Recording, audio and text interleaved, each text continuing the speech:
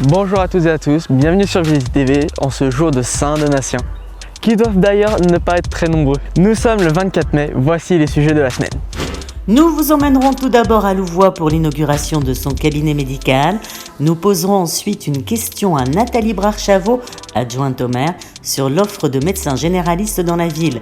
Nous partirons après jeter un œil sur le dernier conseil municipal de mai, puis nous vous proposerons un petit aperçu des Olympiades des grandes sections de maternelle. Et nous achèverons ce journal par la prochaine projection du Ciné-Club. Mardi soir, le très attendu cabinet médical de Louvois a enfin ouvert ses portes officiellement. Il renferme 16 nouveaux praticiens et un fameux laboratoire d'analyse. On est absolument ravis, c'est un travail de longue haleine, ça fait 4 ans qu'on travaillait sur ce cabinet, vraiment qu'on l'a construit, co-construit en concertation avec les professionnels de santé. C'est du sur-mesure, on a été vraiment à l'écoute de tous leurs besoins et puis après l'idée c'était de le réaliser et d'arriver à attirer d'autres professionnels de santé pour venir compléter l'offre. Donc on a des généralistes supplémentaires, on a des urgentistes, on a une cardiologue, on a une orthoptiste, on a quand même un certain nombre de praticiens, un chirurgien plasticien, donc des praticiens que nous n'avions pas sur la ville, donc nous sommes absolument ravis et c'est vrai que lorsque l'on voit la qualité du rendu, le réalisé, c'est lumineux quand on se souvient les conditions dans lesquelles les professionnels de santé de Louvois travaillaient dans l'ancienne dalle. Très clairement, là, ils ont tout pour pratiquer dans de bonnes conditions et du coup offrir aux patients un parcours de soins de qualité. Donc on est ravis. Finalement, on a réussi à faire ce chantier en tout et pour tout si on prend vraiment le temps de travail qu'on a passé 5 mois. Après, sur certains sujets, c'était un petit peu chaotique, mais on a réussi à tenir les délais. On a eu une très bonne équipe, les entreprises ont joué le jeu. En fait, pour mener un projet à bien, c'est vraiment un travail avec tous les acteurs du projet. La coque du bâtiment était réalisée par un promoteur qui est Pichet. Et nous, on devait faire tout l'aménagement des 2 niveaux qui représentent à peu près 900 mètres carrés. Ce qui est bien, c'est que pour la ville, je pense que c'était un vrai enjeu de pouvoir maintenir un service de santé. Et pour nous, c'est une vraie satisfaction de pouvoir participer à ça à l'échelle publique, pour les habitants et pour un quartier. Nous sommes très contents d'être transférés dans ces nouveaux locaux qui sont tout neufs, qui sont chaleureux, qui sont lumineux, qui sont complètement adaptés à notre pratique. On a pu faire exactement ce qu'on voulait en accord avec la mairie, donc en concertation avec la mairie qui nous a bien appuyé sur ce projet pour que tous les éléments négatifs puissent être réparés et qu'on ne soit pas les interlocuteurs préférentiels vers le promoteur et vers l'architecte. On a eu ce lien par la mairie qui a fait qu'on a pu continuer notre exercice quotidien et donner des conseils, donner des petites touches qui permettaient d'adapter nos locaux à nos pratiques. Et ce n'est pas nous qui sommes allés voir l'architecte et le promoteur pour faire, mais c'est la mairie qui a eu ce rôle tampon, puisque c'est pas notre rôle c'est l'activité médicale. J'étais le seul médecin généraliste depuis le départ de mon associé, donc ça faisait de la peine de voir tous ces patients qui avaient du mal à prendre rendez-vous et on était obligé malheureusement de les refuser. Donc je suis allé chercher d'autres médecins, notamment une ancienne interne que j'ai formée et qui sera là d'ici le mois d'août ou septembre. Et puis je suis allé aussi chercher les urgentistes qui vont nous apporter quelque chose de nouveau qu'on ne connaît pas. C'est de la médecine d'urgence au sein de la ville. Donc ils vont prendre en charge les soins non programmés, les urgences, les douleurs, les fièvres que nous, les généralistes, on n'a plus le temps de gérer parce qu'il y a une pénurie et on doit gérer des patients de plus en plus lourds avec des pathologies cardiovasculaires, du diabète, plein de choses qui peuvent être programmées, mais pour les soins non programmés, nos urgentistes sont là pour les douleurs, la fièvre, les sutures, les plâtres, tout ce que nous, on n'a plus l'occasion d'avoir parce que nos journées sont chargées.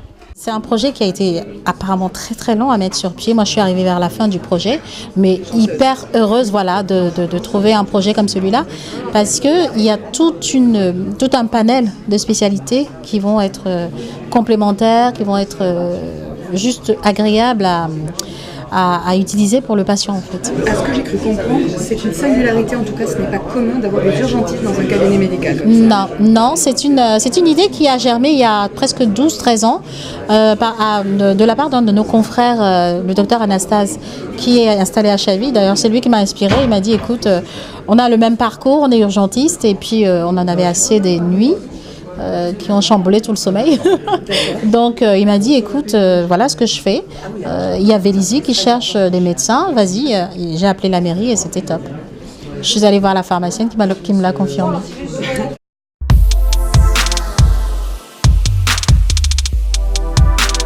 En globalité, sur le cabinet médical Louvois, oui, on va dire que ça correspond aux objectifs que l'on s'était fixés et on est ravis de pouvoir les atteindre au bout de quelques mois d'ouverture du cabinet, puisqu'à l'automne ce sera le cas. Après, sur la ville, non, clairement, il y a encore un travail à faire. On est en train de travailler sur l'ouverture du cabinet médical à Vélizy-Bas, qui est beaucoup plus petit, pour accueillir la généraliste actuelle, mais aussi pouvoir accueillir un généraliste supplémentaire. Donc ça sera aussi disponible pour la rentrée. Et puis il y a effectivement un gros travail à faire sur le reste de la ville et notamment sur le quartier Mozart, pour lequel nous avons un projet qui est en cours, c'est toujours long ces projets, hein, ça prend du temps, mais pour lequel on travaille avec les professionnels de santé aussi du quartier, parce que l'objectif c'est vraiment de faire des projets en concertation pour que ça réponde aux besoins des Vélizyens et de la profession médicale. Mais donc effectivement, on a encore besoin de se renforcer au niveau des généralistes et puis encore au niveau de certains spécialistes qui manquent sur la ville. Mercredi soir s'est tenu le conseil municipal du mois de mai à la mairie de Vélizy, avec comme sujets principaux le don à Notre-Dame et le futur EHPAD de Vélizy. Oui, effectivement, on a eu pas mal de réactions ces derniers temps avec la Fondation du patrimoine qui a arrêté la collecte après avoir récolté près de 220 millions d'euros, considérant qu'effectivement Notre-Dame de Paris était une catastrophe, c'est clair, ça a suscité un émoi énorme, mais qu'il y avait aussi d'autres bâtiments, un autre patrimoine qui était en péril, selon les propres mots de la Fondation, avec des besoins d'investissement à hauteur de 2 milliards.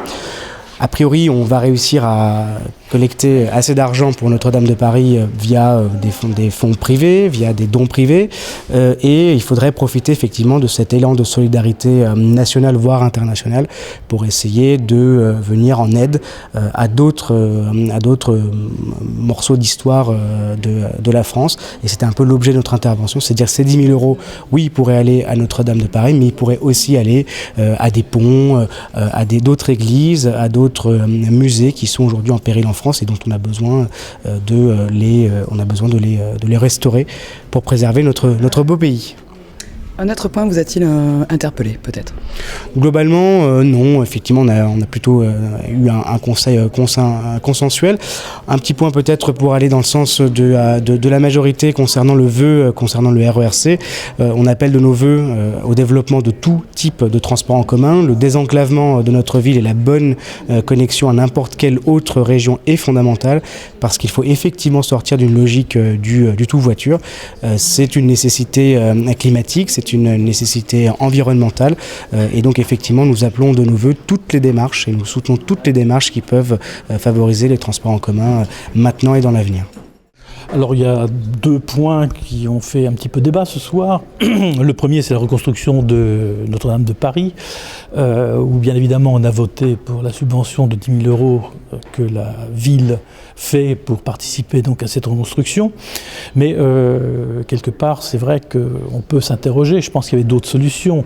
On aurait pu organiser à l'échelle de la ville un événement où les Vélizyens participent qui, par pur volontariat et puissent donner quelques euros pour contribuer à la reconstruction de ce chef-d'œuvre.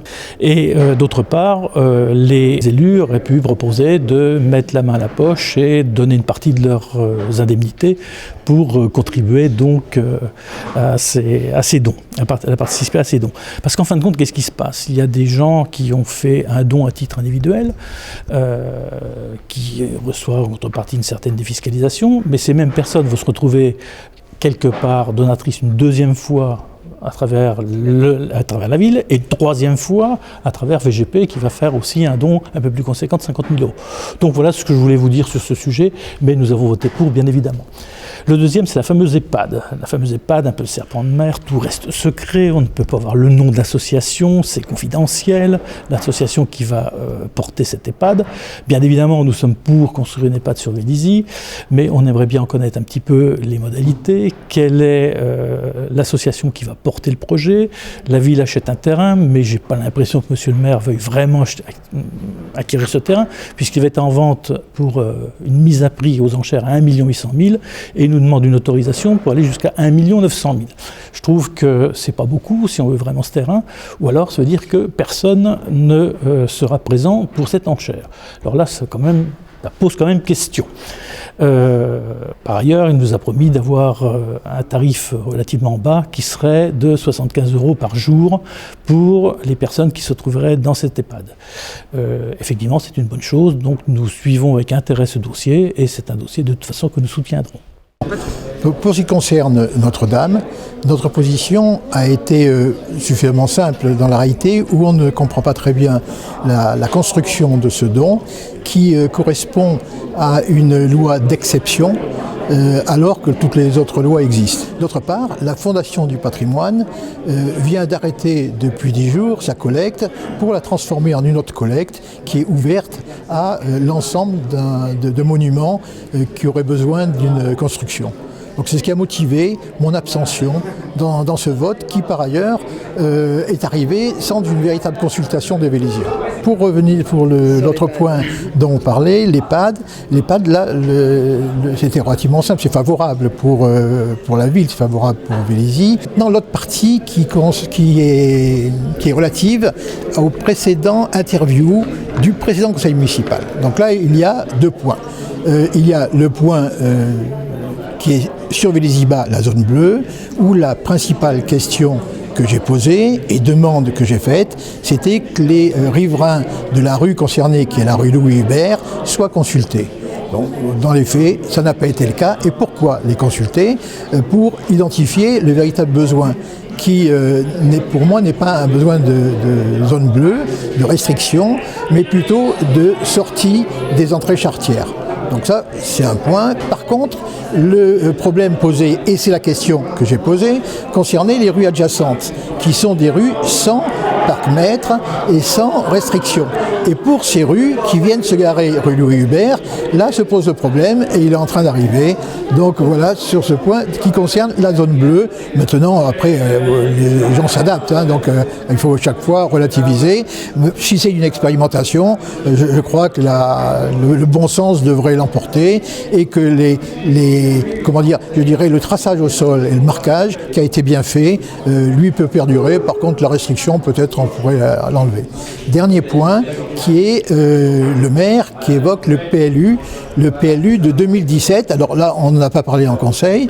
Par contre, le maire me prête un recours que je n'ai pas fait. Je n'ai fait aucun recours concernant le PLU de 2017. C'est le préfet qui, fin juin 2017, a écrit au maire lui demandant de revoir sa délibération. Il n'a été nulle part question des habitants de Vélizy-Bas ou de moi-même. Donc me nommer en disant que j'ai fait un recours, c'est essayer de se décharger d'une responsabilité qu'il est seul à porter, en ayant réduit les maisons d'un niveau, et la valorisation de ces maisons. Jeudi matin, Vélizy TV a pu assister aux Olympiades des grandes sections de maternelle. Un concours où tout le monde est reparti gagnant.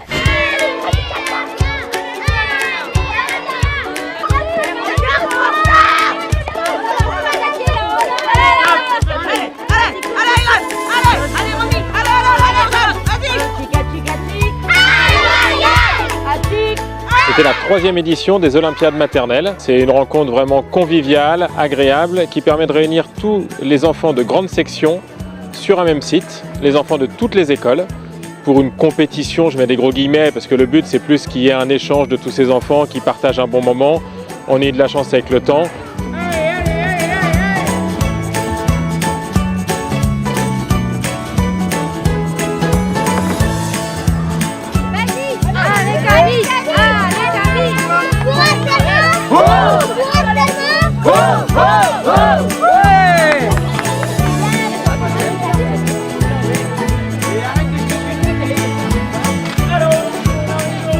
C'est vraiment un moment agréable, mais qui a son importance. Ça fait des années sur la ville qu'on fait des Olympiades élémentaires pour marquer le fait que des enfants passent du CM2 au collège. Et là, donc depuis 3 ans, on essaye de marquer aussi le coup puisque ces enfants, en fin d'année, vont quitter l'école maternelle pour rejoindre l'école élémentaire.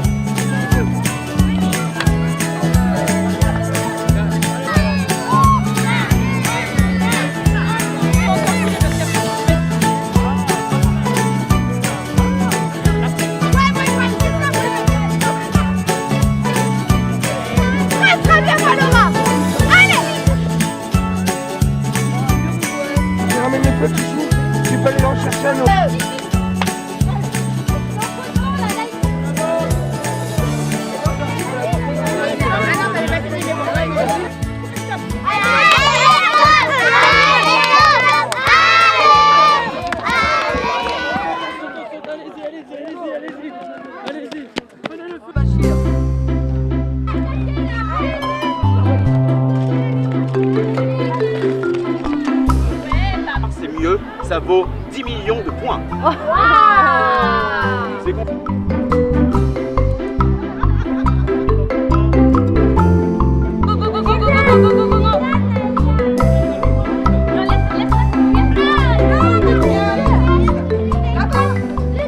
C'était bien? Ouais. Ouais.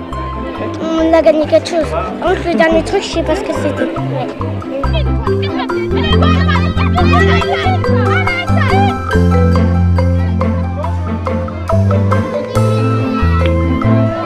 Nalia, tu conduis d'abord après. Moi, je conduis, ok. Bravo, encore. C'est qui est plus fort? C'est Ramona. Allez, en marchant, on va aller boire un petit coup.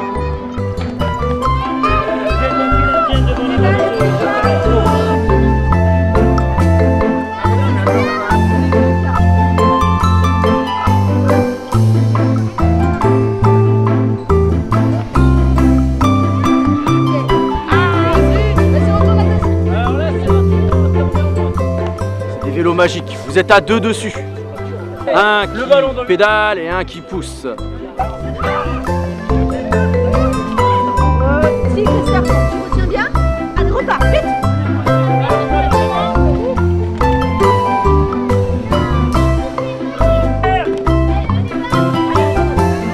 Ouais, je cours plus vite que toi! Non, c'est ça qu'on écoute! L'équipe des Rouges a marqué 100 points. Ouais, on les applaudit. Mais l'équipe des Bleus a marqué 250 points.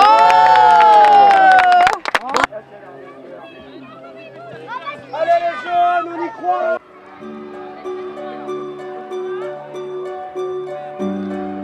Bougez pas, c'est moi qui vais bouger. Bougez pas. Bougez pas les enfants, tenez! Non, prends-le avec la main. Oui. Ah ouais. Je souhaite avoir ta titularisation.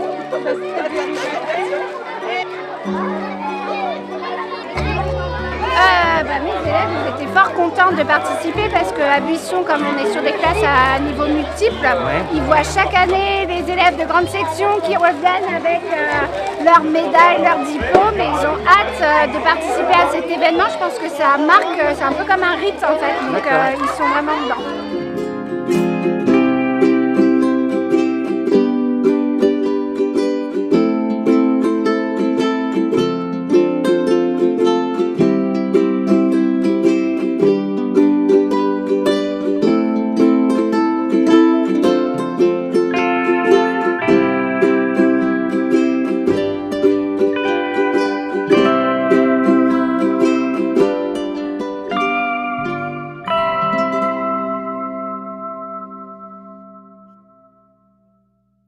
Pour ce soir, Didier Albessard nous présente un film à découvrir au Ciné-Club à 21h.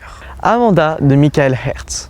Bonjour à tous, toute l'équipe du Ciné-Club de Vélizy vous attend très nombreux ce soir pour notre film Amanda, l'avant-dernière séance de la saison, un film français donc de Michael Herz, Amanda 2018, qui raconte un drame. Alors vous allez dire, oh non, pas de mélo, pas de larmes, si. C'est un film magnifique puisque ça raconte l'histoire d'un jeune homme de 24 ans dont la sœur a une petite fille et cette sœur va périr dans un attentat terroriste à Paris. Nous sommes dans le Paris que l'on connaît, le Paris de la peur, le Paris qui est toujours dans l'expectative d'un drame qui peut encore arriver, et ce jeune garçon va devoir s'occuper de sa nièce, une petite fille de 7 ans qui s'appelle Amanda. Donc 2 personnages vont s'apprivoiser tout doucement, apprendre à se connaître. L'une est une enfant, l'autre un adulte pas encore vraiment adulte. Et c'est un film très touchant, très sobre, filmé d'une manière très douce, remarquablement joué bien sûr par Vincent Lacoste qui confirme que c'est un grand acteur français. J'ai fait connaissance avec Amanda et ta sœur hier. Ça doit être quelque chose, hein, d'élever sa gamine comme ça, seule. Richard!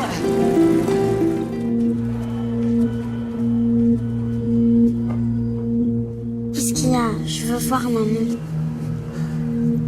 Comment c'est possible une chose pareille?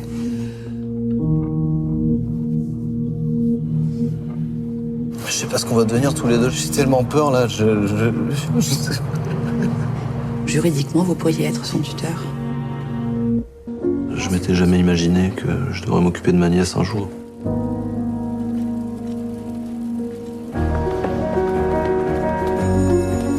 Elle est où la brosse à dents de maman?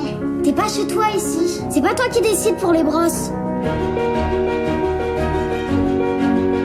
Amanda, elle a besoin de toi. Parfois j'ai l'impression que c'est plus elle qui est là pour moi.